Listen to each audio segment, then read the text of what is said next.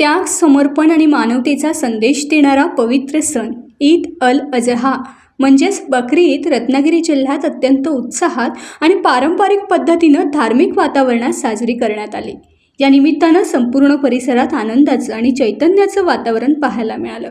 सकाळी मुस्लिम बांधव पारंपरिक आणि नवीन पोशाख परिधान करून येथील मुख्य जुम्मा मशिदीमध्ये एकत्र आले होते। यावेळी मशिदीमध्ये ईदची विशेष नमाज अदा करण्यात आली।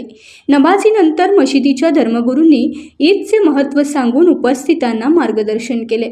या पवित्र प्रसंगी देशात सर्वत्र शांतता लाभो, सुख समृद्धी नांदो आणि सर्व धर्मियांमध्ये बंधुभावाची भावना अधिक दृढ हो, यासाठी सामूहिक विशेष प्रार्थना करण्यात आली।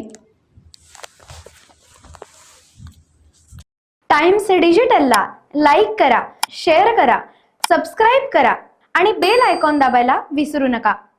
Times digital.